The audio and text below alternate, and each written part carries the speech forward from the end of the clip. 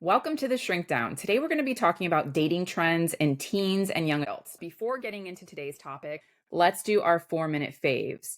Anybody want to start today? I can get us started.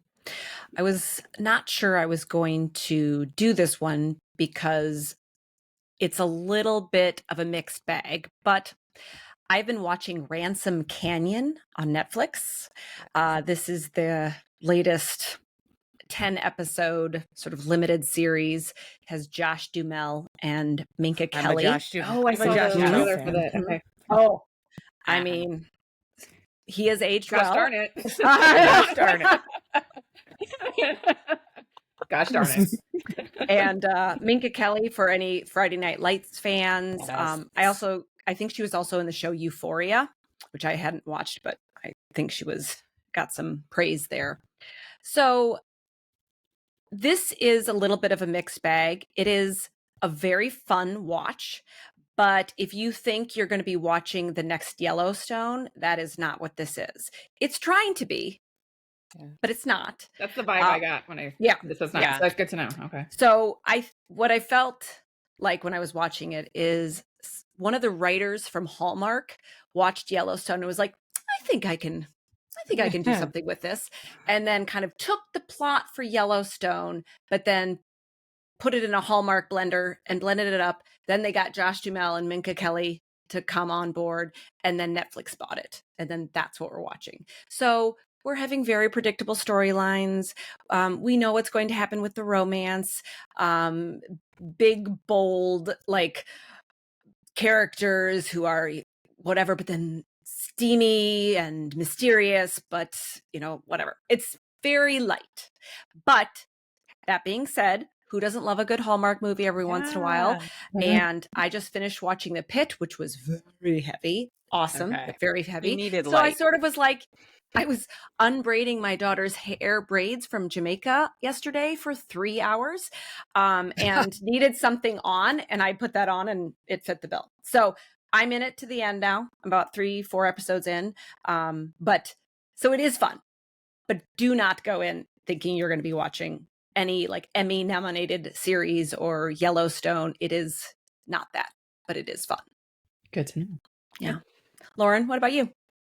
Okay, so I'm sharing this. I know this feels like a little boring, but for me, it was a really good find. And so if you're like me and you have a hard time with some of this kind of stuff, I have been looking for a new good set of sheets, like bed sheets, for what feels like forever. I was somebody that loved the Bed Bath & Beyond cooling sheets like back in the day. And now that Bed Bath & Beyond is no longer, because I've always slept really hot. And so I've gone through all sorts of different, like the ones that everybody says on Amazon are the best ones ever. I hated, they pilled for me. Like I've done the Costco ones that everybody loves and they're fine, whatever. Anyway, last month when Target was having their Circle Days, or I think that's what they're called, Circle Days, I bought the Target cooling sheets. Okay. So they're the Threshold brand, and we'll obviously link them, but they're the cool technology or whatever. On the Circle Day, they were like one of the highlighted deals or something like that. So I've used them now for a month because I wanted to make sure I was like using and washing before I would actually recommend them. They're so good. I love them. So I highly recommend the Target. It's called Cool Tencel, Tencel. I'm sure that's just their phrase for like the cooling technology or whatever. But I love them. And they're like a fairly affordable price point. And so they make me happy. So yes. I love it. So I'm finally sharing after several washes. I wanted to make sure I was like, washing and using and making sure they are actually holding up and they're really good. So anyway. I might have to look into those because I keep dropping the temperature, and my husband is like, I know you're going through some things. So since I was little, I have been a high sleeper, but these are really good for that purpose. Yes. He's like, but our bill. Like, 35 in here, Vanessa. Mark's over there like in sweatshirts and a hoodie. I mean, he literally will sleep in like sweatpants and a hoodie and like 2 blankets. And I'm like, what are you doing? Yeah. Meanwhile, I'm like half naked with a sheet on. And I'm like cranking it down. Like, this might be good. Oh, that's funny.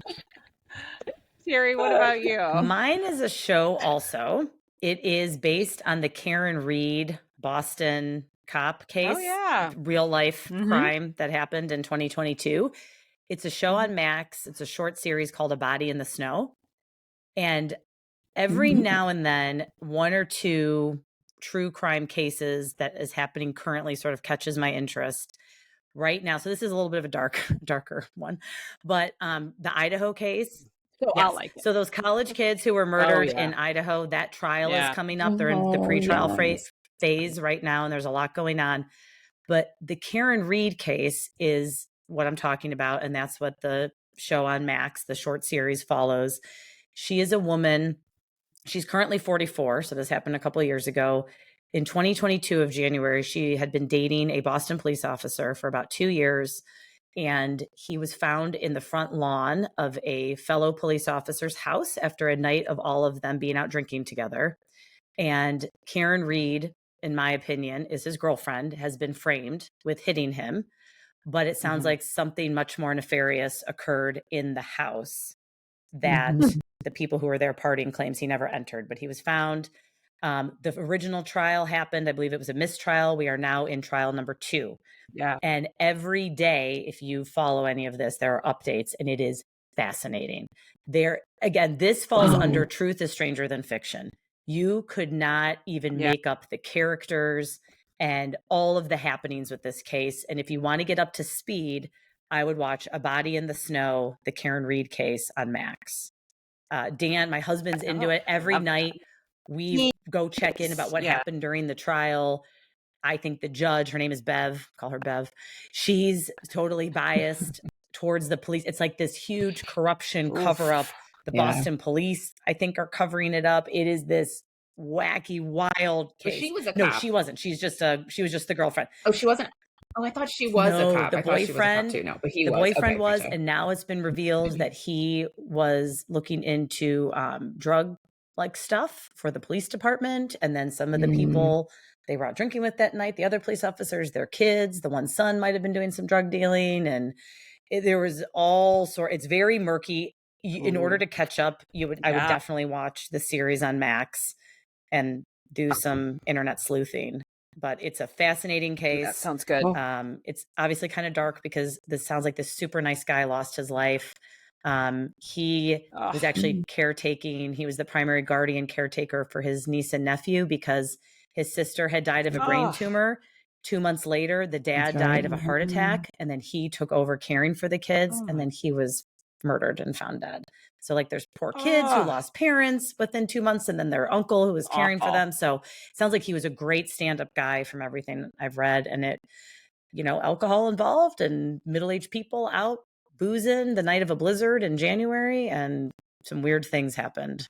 So it's called A Body in the Snow on Max. But interesting. I know. Okay, how about you, Vanessa? Lighten the mood a little? Much lighter note. Go way in the opposite direction. So we recently, I don't know if I shared that on the podcast, you guys know, but we recently adopted a dog from a local shelter. Our lovely Lola passed away unexpectedly in December, and we felt like we were ready to adopt a new dog. So we adopted a new dog. She's now she's about 9 months old. We've had her for about a month. She is a pit bull mix. Everybody who knows me knows that pit bulls are near and dear to my heart. This is my third one that I've had. And then I used to foster pit bulls. I did that for a long time when I was single. But they're wonderful dogs. They're very loyal. They're just great dogs. But one of the things that they do is they chew through toys like nobody's business. Like, it's very hard to find toys that they won't destroy in like 5 seconds. Our dog is a pit bull mix, and I would agree with that wholeheartedly. Yes. So on Amazon, I'm like looking for like super chewers. Sometimes they'll use the word like aggressive chewers. I don't love that term, but basically they're like toys that are claiming that they will last longer for dogs that chew.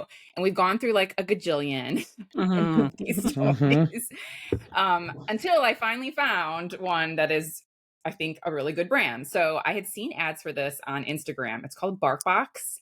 So apparently you can get Mm-hmm. a membership and they Yep. send you a box and it comes with toys and treats. And I didn't want to do that for two reasons. One is because I didn't know, like I didn't want to sign up for something that I didn't know about. Like I didn't know anybody who had them. And she's been having some stomach issues. So we didn't really want to try treats right now. Like we're trying to keep food real simple because she's having like tummy issues. But I happened to go on Amazon and found that you can actually just buy the toys straight from like through Amazon. So they're BarkBox toys, but they're through Amazon. You Okay. can just buy the toy.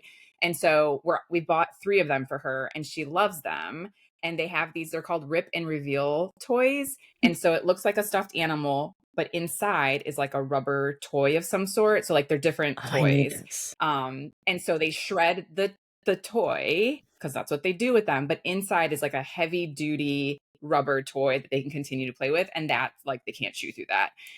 It has kept her entertained. She will run around the house with it in her mouth, like back and forth, back and forth, back and forth. And then she's shredded like one of them already. And now she has the toy inside and it squeaks. And so now she runs around with this like rubber ball thing that's inside of it. So if anybody has a dog that chews through toys in 5 seconds Yeah. and you don't want to buy the box yet because you just want to try it, go to Amazon. It's called BarkBox. We just got her one. It's called Consuela the cactus. Oh, funny. And it's like this cute little cactus. Aw. And inside's like a squeaky toy. And she is loving that one currently. But we've tried a couple of them. We've done 3 already. And so I highly recommend if you have a super chewer at home, BarkBox dog toys. It reminds me of those toys that are so popular with kids where like it's, you know, you the do surprise something. egg. Yes. Yes. And then Exactly. It's like a surprise and reveal Barbie. That's funny. Exactly. Fun. It's I 2 thought the times same the thing. fun. Yeah, I thought the same thing. I was like, this is like a surprise, the That's reveal funny. Barbies that everybody likes to get that you dip in the water. Oh my goodness. All right, so let's get into today's topic. So Terry sent us this article that's going to kick off our conversation for today. So Terry, why don't you give us just a synopsis of what the article was about and we'll get into our topic. Okay.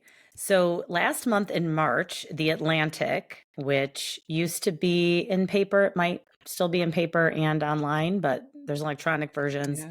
The Atlantic published an article entitled Teens Are Foregoing a Classic Rite of Passage. And what it describes is a journalist named Lisa Phillips teaches a college course called Love and Heartbreak, and basically goes into understanding love. And it's very discussion based in terms of her college course. And what she talks about is that while we should question all of the romantic tropes that exist out there, like the Disney romance, etc., across cultures, since for a very long time, people tend to describe falling for someone in very similar ways.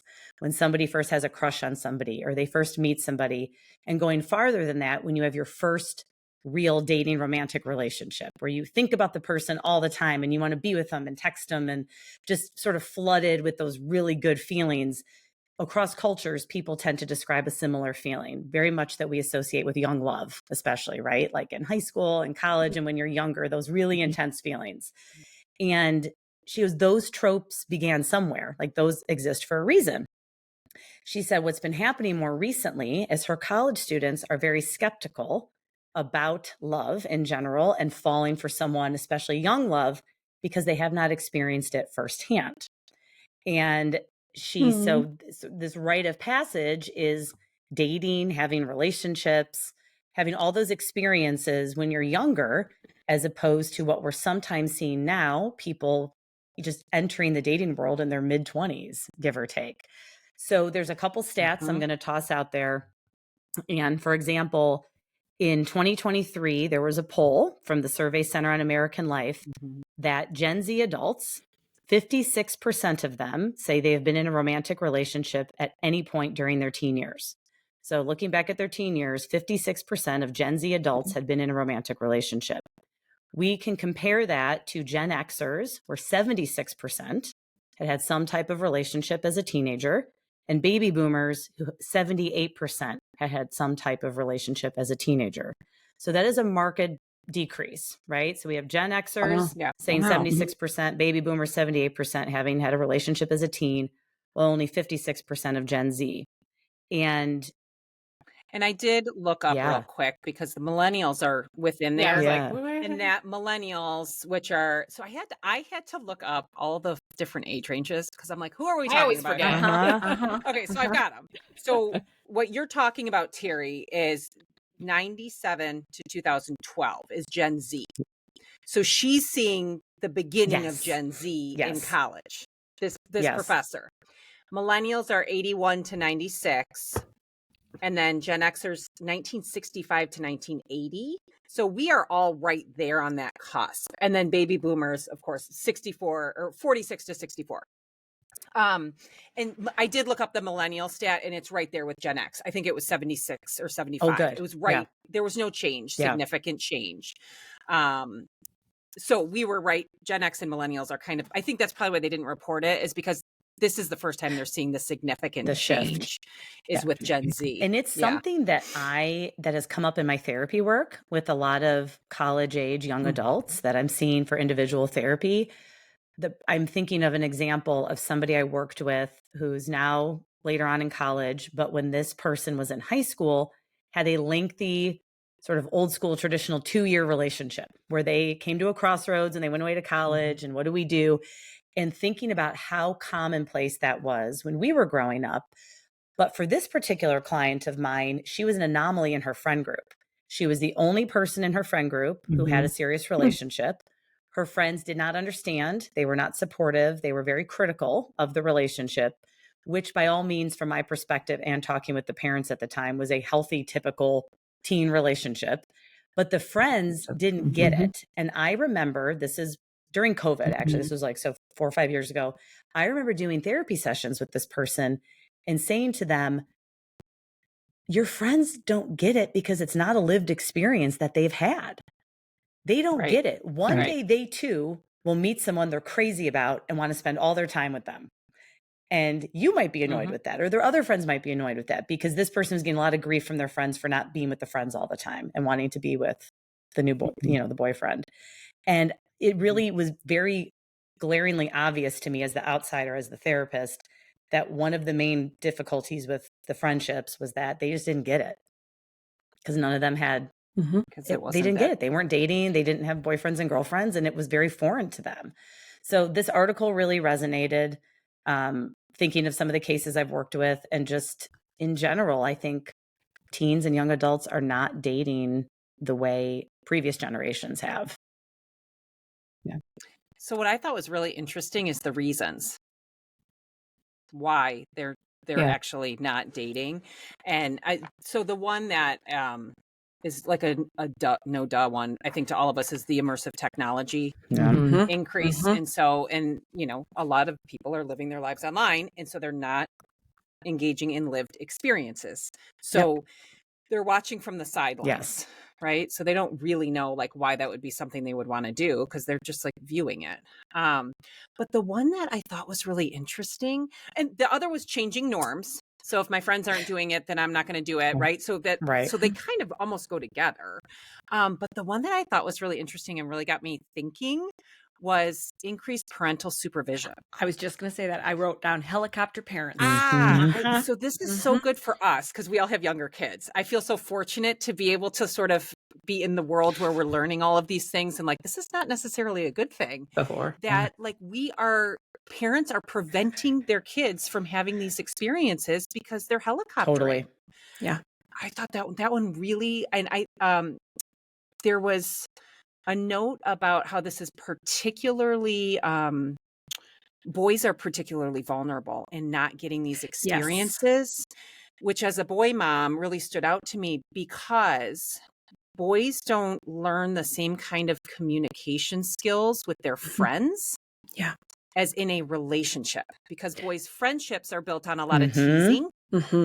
Kind of joking, joshing around. Whereas when they're in a young relationship, they have to learn how to demonstrate affection and communicate their feelings because that's what's expected. Obviously, they're talking about, well, I actually don't know. They don't say if they're talking about male-female They relationship. did not clarify. They don't actually Right. specify that. They just say like a Being in a romantic early relationship is romantic different. Yeah. relationship. They have to figure out how to communicate in a different way. And that's so helpful. Like there's so many positive aspects to that as they turn into young men. And so as a parent, I just thought that was so interesting and That is good interesting. advice for us to Yeah. Well, I back think up. that, yeah. Well, and makes sense then for women, like if women are having Yep. friendships and those are helping them, then they can maybe date later and jump into it and they already have some of those skills already built up, Mhm. whereas boys They are, need these yeah, early they need 'em. relationships in Yeah. a more I mean, specific way. I dated somebody I was in high looking- school for almost 3 years, and I learned Mm-hmm. so much from that relationship. Mhm. You have to negotiate and Mhm. communicate, and even when you're young, you know, you're not living together or anything like that, but there's still so much involved, having to consider somebody else's Mhm. feelings, having to perspective take, having to all the things you have to negotiate. I think relationships among teens are so valuable. Those are irreplaceable experiences Yeah. that you should be having at a particular age and not at 25 or 30 for the first time. Yeah. And we know the research says that adolescents in general are spending less time Yeah. together. So there's this whole issue now with loneliness, and they're not even navigating friendships in the way that they used to. But the importance of the social learning that can go on in a relationship in particular, it's just so interesting. I was looking up like differences in like how teens date now versus how we used to date. And I think this ties into like, why Mhm. are they? And so they bring up the communication is different. So like before you'd have to go up to the guy you were interested or the Yeah. person you're interested to, right? And say, hey, versus now people are like sending, you know, DMing someone or Yes. sending a text, right? Like it's just a different way of communicating. They also talk about like how relationships just move at a slower pace now. I've had Mm, clients come in, I'm sure you've heard this word where they say, I'm in a situationship yes. instead of a relationship. Yes. Mhm. Yes. And so this is we're kind of sort of talking, we're Talking. We're not dating, there's no exclusive. label. We're not putting a label on it. Like this is so kind of common. They also talk a lot about how kids are these days are going out more in groups Mhm. Mhm. to take off that pressure of being like one-on-ones. Like you remember you went on your first date and you were alone, you had to figure out. So now it's like this group setting and they talk about takes the pressure off of, you know, but I think going back to what you both were saying about how you're missing out on then that one-on-one kind of relationship and conversation when you're doing kind of these bigger group settings. So it's just funny how they've, you know, coming up with these terms. I read something about like, so they talk about situationship, they use the term breadcrumbing, which is when somebody is like sending you messages like here and there, trying to keep you reeled in, but they're not really wanting a relationship from you. And then they talk about like catfishing, which you've all heard before, where they like, you know, it's a pretend person. So like people are afraid to like get in these, you know, relationships with people because they don't know if it's a real person or not. So it's just funny how technology has really played a role in some of the changes that we're seeing with younger folks in dating. This didn't come up in any of the immediate reading that I was doing, but I kept thinking about it, and it was sex and how sex is much more, I think, casual than it used to be, and there's less shame, and I think it's thought of as like, yeah, just have sex, like just But I'm just gonna have sex with them. but I'm the just rates of people actually having young are lower than they've traditionally been. I Mhm. know. I Yeah. know they are. So it's less, but there's also like I don't need to be exclusive with Oh, someone or I don't yeah. need to be official with someone. I can just be like, "Hey, do we want to sex? Yeah, sure, let's have sex." It's not as like we need to be. Do you remember like rules? Like you'd be like, "I don't sleep with someone before, you know, until the third date," or things like that. Or I mean, go further back, of course, it'd be even longer or it'd be marriage. But like I do think that there's You like can have a all of hookup. yeah, You can have a yes. hookup. Yeah. Like You could just she's have a somebody to hook hookup up with. Yeah. and girls who have just hookup are there's like less shaming around it or less like so there's less need to be like in a boyfriend, girlfriend, or whatever situation to kind of do some of the same things. And so like why put a label on it? Right. Why make it exclusive? Why if everything is a little bit more There's less incentive. casual? Yeah. I actually feel sort of sad for some young people who aren't having Me too. that butterflies in the stomach, so excited. I have a crush, or I have this guy that I'm talking to and seeing, and we're going to hang out this weekend. And I don't know what it's going to be like because I haven't really talked to him since we said we were going to hang out. And that was 3 days ago. And there's not a way to like communicate with them in between then, or I remember spending 100%. all night on the phone with some of my boyfriends in high school and college. You'd be on the phone all night, and then you would meet up, and that excited falling for somebody intense feeling that I think also equates with being younger. I mean, I'm sure that if I was to enter the dating scene again now at this age, there would be a version of that. But I think there's something unique about being young and excited and having that flood of like fun, intense emotions that some young people aren't having those experiences. I know. Like without the pressure of like, you know, when you get older and you're still dating before you meet, like you're thinking about like someone you're going to marry, what they're going to be like as a husband, like which you don't think about that when you're like a teen, like a teenager. You're just like, you're cute and I like you. Like That's it. That's the extent of it. That's it. It's so simple. It's so simple. Yeah, exactly. Well, I had the same feeling and reaction. When I started reading that article, I immediately got sad because I was just like, oh my gosh, that was so fun. Like to have, I mean, I crushed on so many people, and like, you just like think about them, you'd see them in the hallway. I was telling my daughter the other day about like how I asked a boy out and I called him on the telephone. And I remember, I spent about like 30 minutes, probably more, like even just working up to like dial the numbers, and then it would ring, and you're like, oh god, who's going to answer? Don't be the dad. Don't be the dad. Don't be the parents. And then trying to act casual, except you just went through all of this work to like clearly call the person who you don't normally call. And then I do remember trying to ask him out to a movie, and he sort of was like, yeah, we should all see if we can get a group together. And I remember hanging up, and we would like, that was a no. That was a no. Or I didn't make myself clear, one of the two. But that's not happening anymore. But you know what's interesting? So to piggyback on both of what you are saying, it is sad, and it's a much broader, I think, spectrum of like concern that I have that they're not doing anything. Not all teenagers for sure, but they're minimizing risk in their life. And some of it's parenting. And now we're learning that wasn't great. Like the extra supervision that parents have been doing for the last however many years, when you can start tracking people on your phones and things like that. This has not been great for teenagers, but they are reducing their risk of getting hurt in a relationship. They're not driving. They're not getting part-time jobs and figuring out what happens if you're late to a part-time job they're not doing these milestones, really valuable milestone experiences where, yes, there's a huge risk that they're going to get hurt.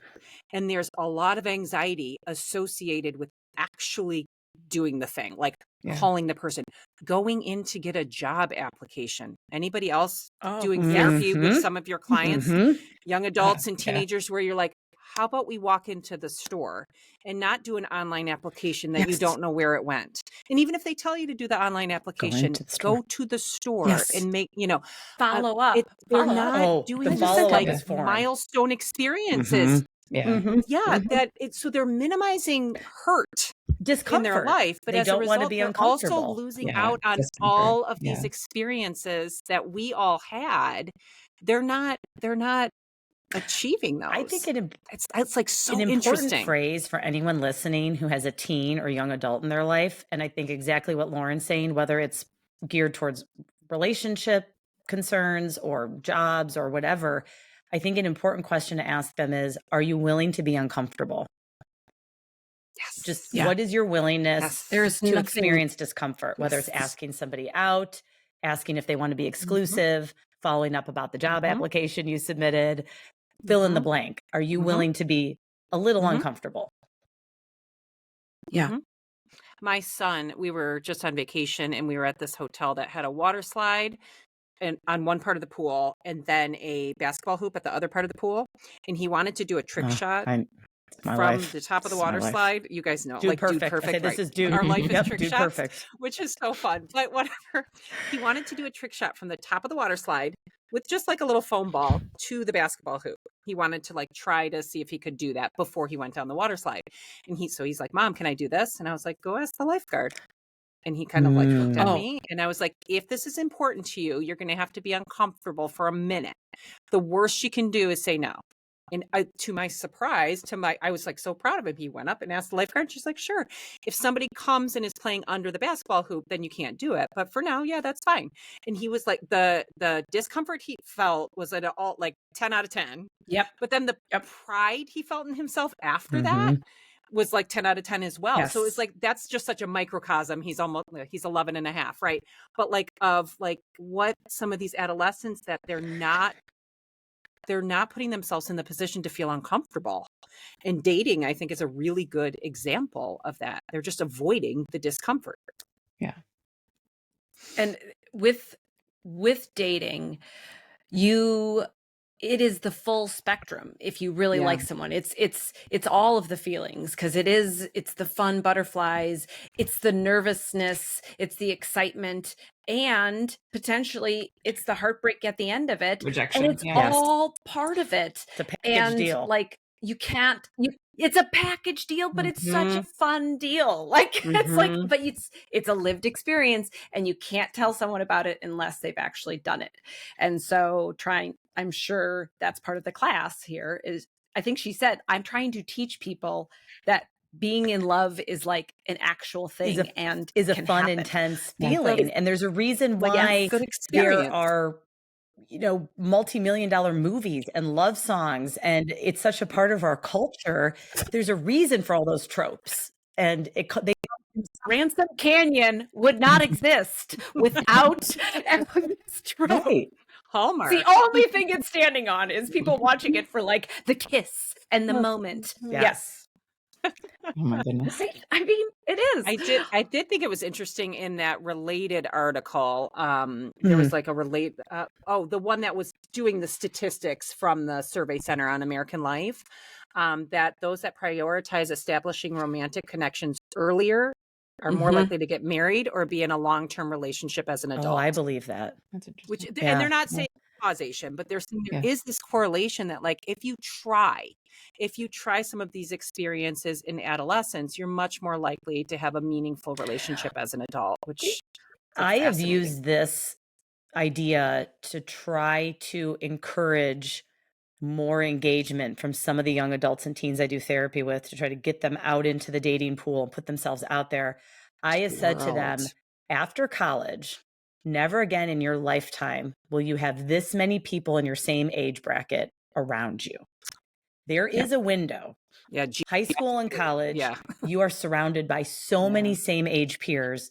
That will never happen again. Maybe if you go work in pharmaceuticals or marketing or some big type of corporation where there's a lot of people your age who do happy hours and whatever. But for most individuals, you will never be around that slew, that big pond, that ocean of people. Your pond of your potential dating pool shrinks significantly the older you get. Now, dating apps change things up, et cetera. But I also hear people fatigue of dating apps and it gets tired. And so I do think that to try to increase some effort, like, listen, I know you haven't dated a lot. It's senior year of college. Maybe you should put yourself out there a little bit more, because you've got a nice pool that you're swimming in right now that's going to change in the future. Well, I think one of the things that I was looking at is going back to like, why are they not doing that? I think we've talked a little bit about like discomfort, relying on like social media. The other thing I was reading about is kind of overscheduling. Like a lot of these kids are just too busy. They literally are overscheduled. Sure. Yeah. And so I was just talking to a family recently, and about how much sleep this kid was getting. And they're like, well, she dances until 9 o'clock at night. And it's like, well, if you're dancing until 9 o'clock at night and then you have homework to do, then when would you date? When would you learn how to drive? And so some of this overscheduling that I think is again, a newer phenomenon. Like, I don't know anybody who did this much sports, when I was in high school compared to the kids now and all the activities. And, one of the things I tell kids all the time, they're like, well, I'm taking these AP classes and I'm studying and doing this thing. I'm like, nobody when you get into the real world, when you're grown up, nobody's going to ask you No one How asks. many AP classes you did you took. take? No one Nobody's going to cares. ask you like what sports you play. Like nobody cares about these things, right? But in that moment, it feels like it's so. But I Feels think so that's important. also part of this story, right? Is that I think kids are overscheduled often and working really hard to keep up with academic demands, and there's no time for these other things that The they should be experiencing. Unstructured Yes. time. And Yes. then you throw in the licenses that these kids are not Mm. getting. Okay. So, I know. right. So first of all, Yes. okay. So where do you They don't go care. They as a don't care to teen drive. who's Some. But where do you go as a teen if your parents are always home and helicoptering around and you're overscheduled and you want to make out with someone? You could do it in your car. But oh, wait, these kids don't have cars and they don't go anywhere and they don't have time to go anywhere. So too bad for that. I mean, how many people made out in cars when we were young, like teens and young adults? Hello. Other things. Anything. Yeah. That's The wide umbrella of Other things. things. God, my husband and I once before he was my husband, we actually had a cop come and stop, like knock on our car because we were parked in a residential zone, but we didn't want to go back to his house. And so literally, like, we had someone knock on our window and we're like, we'll just move the car then, okay. I mean, come on. Like, but they don't have cars. The parents are all over them. They don't have the time. And they don't have the interest, apparently. And I think it's crazy. something that's hard for us to understand. Yeah. It really is. It would be interesting to talk to some parents that are just a generation removed from us that are parenting some of these teenagers and young adults right now. We should have had my niece Malia It's on. like, to talk about dating or have. like your niece Vanessa. Like it'd be interesting to have like some some people, younger people join us to talk about this at some point in the future and what their perception is. And I sometimes think about, my husband and I joke about this all the time, that we grew up watching Saved by the Bell on Saturday mornings. We were both totally convinced that high school would be like Saved by the Bell. And when we got to high school, and some of the 80s movies, some of the John Hughes 80s movies were sprinkled in there. And there are some small events and elements of my high school experience that were sort of like that, like some parties. But lo and behold, it was not Saved by the Bell, where Saved by the Bell literally had like 6 characters and they didn't show any other people at the high school and whatever. But I truly thought that's what high school was going to be like. And it necessarily wasn't, but those were my expectations were layered and informed by that. And I wonder for younger people what their romantic and relationship expectations, what has been informing those and where they're coming from. And when they hear older people like us or even their parents, above us talking about things, is it like that is so old fashioned and not how it is anymore? And you didn't even have cell phones and social media, et cetera. I don't know. But do you think there'll be a shift back? I hope so. It feels like with a lot of these things, the more we understand and know about, because really the root of all of this is the impact of technology. I know. That's what's changing all of these things. And the more that in adolescents hate hearing that because they don't know a world and they don't know what they don't know. They don't know a world in which And so we're starting to know too much about the detrimental effects of raising your children with technology as their primary source of socialization. So now it's like the more we know, now we as parents are super aware of this. And so we're pulling some of this back for this very next generation. What are our kids called, by the way? That's a good question. Because Sam is born in 2013. So I'm like, she's Alpha. Okay. Yeah. So the Alpha generation, that's right. So I feel like we as parents are starting to pull some of this back and really look at the benefit of things like unstructured time. So what Vanessa was saying is like, whoa, maybe we've got, this last generation went a little bit too far into this parent supervision and, schedules. And there's lots of reasons for that. And we all understand that. But if we start to pull that back as parents, then our kids will grow up differently and hopefully be able to use technology for all the positive aspects of it. But then do we think, I guess I'm hopeful, but do we think that then our kids will shift back into having some of these experiences, these uncomfortable moments, the discomfort of having to go ask a girl for her number, or going to get in a job application, things, going to ask the lifeguard for trick shot approval. I mean, there was a book written in 2015 by the comedian Aziz Ansari called Modern Romance. And so this was 10 years ago. I remember you telling us about this. And he talked about how romance and dating is changing because of cell phones and dating apps. That was 10 years ago. And he worked with a researcher where they compiled all of this data, and he kind of had what came out of it, which was, you know, like the longer you go without meeting, the more likely it is that you actually won't meet on like a dating app. But one of the big things that I still remember and think about is the takeaway. Doing something like online, an app, makes you feel like your pool is, there's always someone better out there. There's always someone cuter. There's always someone this. And so it, like, the next best thing is just one more swipe Totally away. shifts your expectations. Right. So unlike the real world where you like walk into a bar for, you know, you're like, okay, you know, there's my pool for the night. I don't know. Here's what I got. Here's it. Gosh darn it. I remember should we go somewhere else? I remember being single and having guy friends, and they'd be like, "Oh, we're going to go hang out with these guys." And then I'd be like, "Okay, are any of them cute? Like, let's see, you know, yay or nay." And then like you're doing your mental math. Scanning. Yep. Yes.